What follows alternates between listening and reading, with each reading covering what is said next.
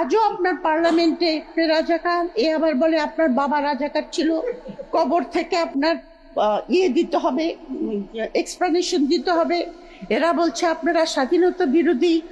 আরে ভাই, দেশের লোক আপনার বিদ্যুৎ পাচ্ছে না, গ্যাস পাচ্ছে না, রান্নায় ঘরে চুলা জ্বলছে না, খুন খারাপিতে দেশ ভরে গেছে।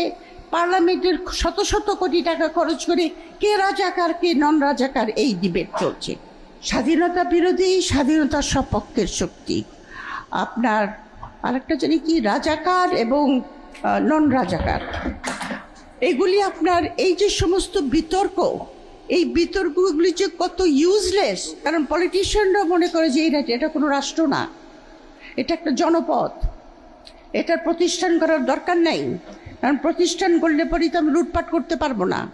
আমার একমাত্র অবজেক্টিভ হলো আপনার রাষ্ট্রের টাকা পয়সা কী করে আমি নিয়ে আমি আমেরিকায় পাড়ি দেব, কোথায় আমার ছেলের জন্য ফিফথ অ্যাভিনিউতে বাড়ি কিনবো, দুবাইতে গিয়ে আমি প্রাসাদ কিনবো, এটাই তো উদ্দেশ্য।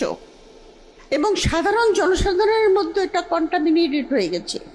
প্রত্যেকেরই একটা উদ্দেশ্য যে আমি কি পেলাম। এই 24-এর এত বড় গণ অভ্যুত্থানের পরেও কিন্তু এই সাইক্লিকটাই কাজ করছে। আমি কি পেলাম? যেরকম আমাকে অনেকে বলেছেন যে আপনি তো শেখ হাসিনার আমলে খুব লাফাইছিলেন, তা আপনি কি পেলেন? আমি কি পেলাম? আমি এখন আনন্দে কথা বলতে পারছি, আমার পিছনে কোনো লোক বলছে না যে আপনাকে অ্যারেস্ট করে নিয়ে যাব। এটাই আমার পাওয়া।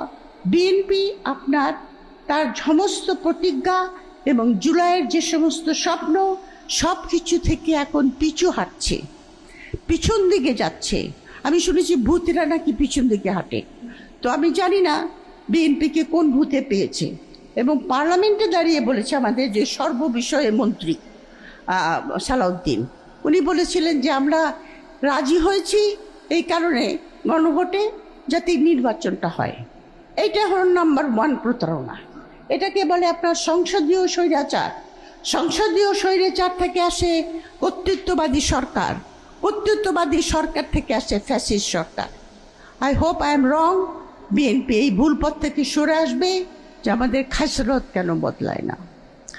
একটা জাতি কিংবা রাষ্ট্রের একটা ফাউন্ডেশন দরকার হয়, একটা আদর্শগত ফাউন্ডেশন না। এটা বললে পরে আপনারা আমাকে ভুল বুঝবেন না। প্রথম কথা হলো, আমরা যখন পাকিস্তান করেছিলাম, ফাউন্ডেশনটা ছিল যে আমরা সবাই মুসলমানরা এখানে একটা আলাদা রাষ্ট্র করবে। পাকিস্তান হওয়ার পরেই কিন্তু সেই আইডিওলজিক্যাল ফাউন্ডেশনটাই চির খেলো যে আমরা কি মুসলমান নাকি বাঙালি মুসলমান, নাকি শুধু বাঙালি না। এখন শুধু বাঙালি আর বাঙালি মুসলমান এটাও একটা বিতর্কের বিষয়। এটা বলতে গেলে আমাদের অনেক পিছনে যেতে হবে, সেই আলোচনায় আমি যেতে চাই না। প্রি পার্টিশনের যে পলিটিক্স, সে পলিটিক্সের ভিতরে আনতে হবে। আমরা এই যে ইউনাইটেড বেঙ্গল যেটা ছিল, যেটা আপনার 1947 সালে ভাগ হয়ে আমরা পূর্ব পাকিস্তান হয়েছি আর ওখানে পশ্চিমবঙ্গ হয়েছে। এর আগে কিন্তু অল ওভার ইন্ডিয়াতে এখন পর্যন্ত আছে মুসলমানদেরকে বহিরাগত বলা হয় তারা বাইরে থেকে এসছে, এইখানকার জনগণ তারা না। এবং যারা হিন্দু ধর্মাবলম্বী, যারা ভারতকে পূর্ণভূমি মনে করে, 2টা রাষ্ট্র পৃথিবীতে তাদের দেশকে পূর্ণভূমি মনে করে, একটা হলো ইসরায়েল আর একটা হলো ইন্ডিয়া।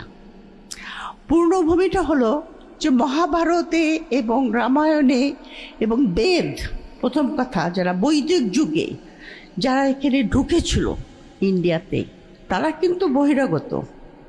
এখানকার যারা আদিবাসী যারা আপনার অরিজিনালি এখানে থাকতো, তারা কিন্তু কেউ বাইরে থেকে আসে নাই। আদিবাসী আমাদের এখনও আছে, সাঁওতাল আছে, মোরং আছে, হাজং আছে, তারাই ইন্ডিয়ার আপনার অরিজিনাল অধিবাসী। আর্যরাই ঢুকেছে এখানে। ঢোকার পরে আপনার এই ভূমিকে পূর্ণ করার জন্য তাদের রীতিমতো কতগুলি রিচুয়াল করতে হয়েছে। যেরকম বেঙ্গলে যখন ঢুকতে গেছে তারা, তখন তাদের দেবতা অগ্নি বলেছে এই ল্যান্ডে যাওয়া যাবে না, কারণ এই ল্যান্ডটা বাংলাদেশ হলো ম্লেচ্ছদের জায়গা।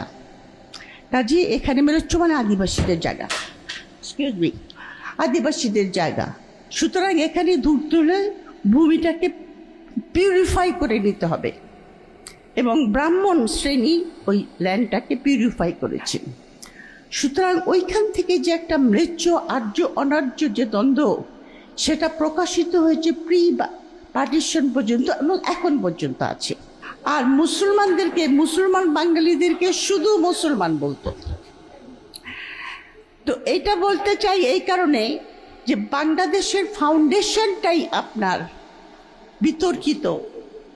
একথা শুনলে পরে অনেকেই নাখোশ হবেন আমার প্রতি, কিন্তু আমাদের ফাউন্ডেশনটা কিন্তু বিতর্কিত।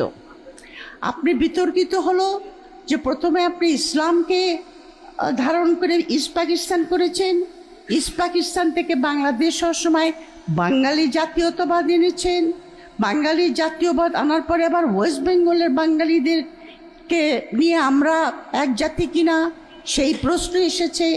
যেরকম আর.সি. মজুমদার, যিনি খুব বিখ্যাত হিস্টোরিয়ান, উনি ওনার বইতে লিখেছেন যে আপনার দেশের নাম বাঙালি রাখবেন, বাংলাদেশ রাখবেন কেন?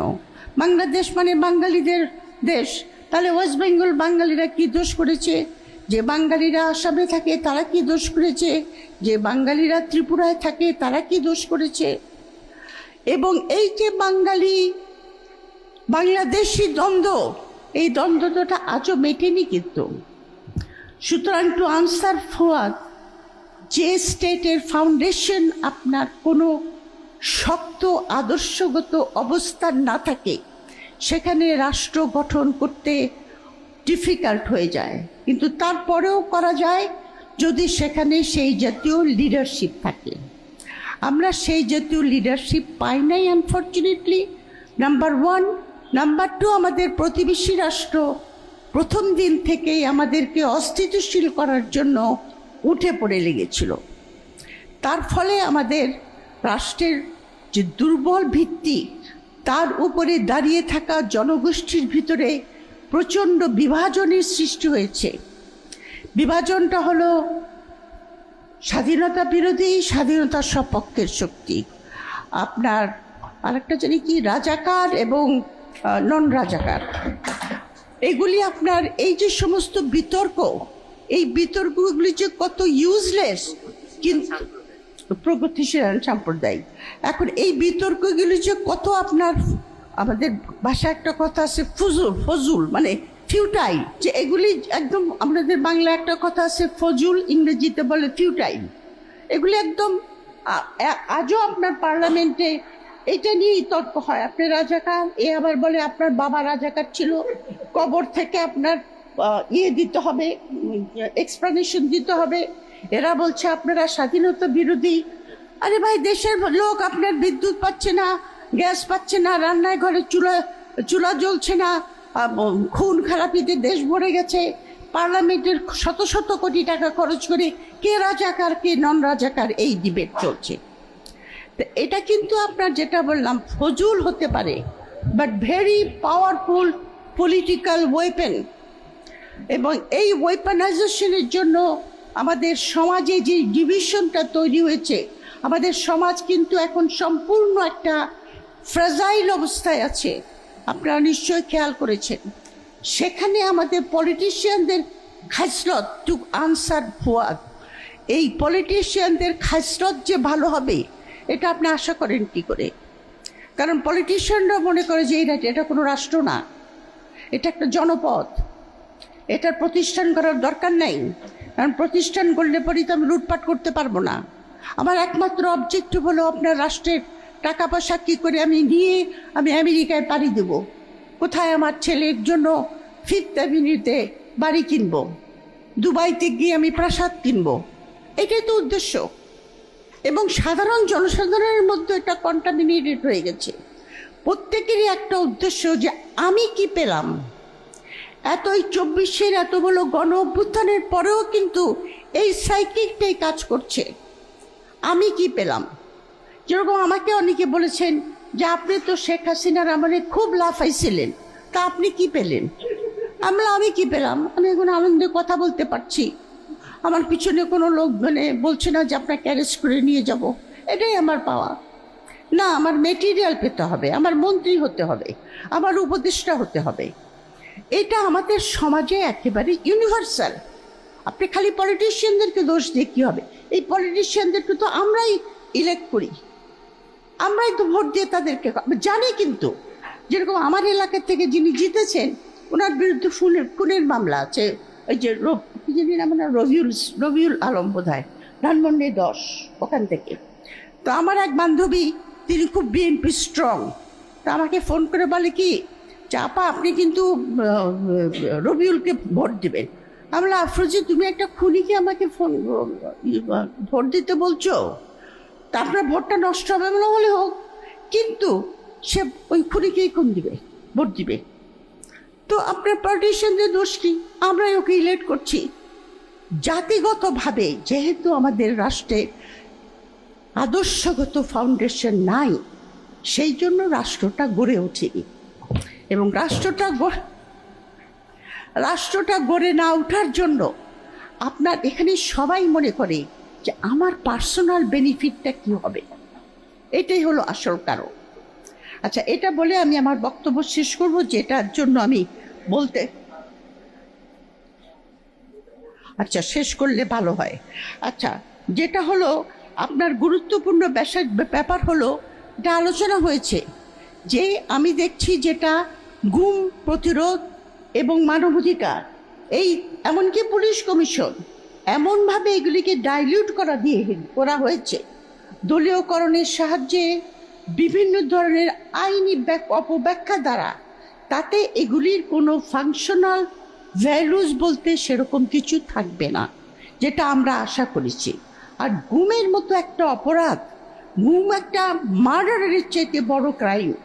কারণ যে ব্যক্তি গুম হয়, তার পরিবার কিন্তু জানতে পারে না যে সেই লোকটা বেঁচে আছে না মরে আছে। মানুষ একজন প্রিয়জন মারা গেলে তার কবরে গিয়ে যে যার ধর্ম অনুযায়ী কবর জিয়ারত করে শান্তি পায়, কিন্তু সেটা পর্যন্ত তারা পায় না। এটার যে যন্ত্রণা, এই যন্ত্রণা কোনো লোক মার্ডার যদি হয় তার চেয়ে বেশি। আপনি মানবাধিকার কমিশন থেকে কেড়ে নিয়ে গিয়ে ইনভেস্টিগেশনটা পুলিশের কাছে দিয়েছেন। এই যে পুলিশ আপনার গুমের সঙ্গে জড়িত, পুলিশই তো আপনার গুম করে। র্যাবে অবশ্য আর্মিও আছে।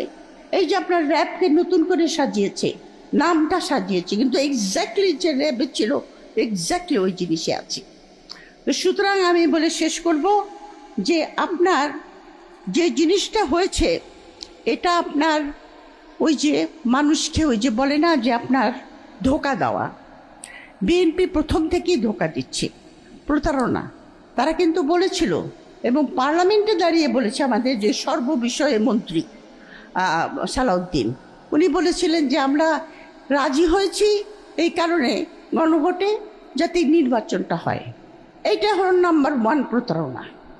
তারপর থেকে একটার পর একটা বিএনপি আপনার তার সমস্ত প্রতিজ্ঞা এবং জুলাইয়ের যে সমস্ত স্বপ্ন, সব কিছু থেকে এখন পিছু হাঁটছে, পিছন দিকে যাচ্ছে। আমি শুনেছি ভূতেরা নাকি পিছন দিকে হাঁটে।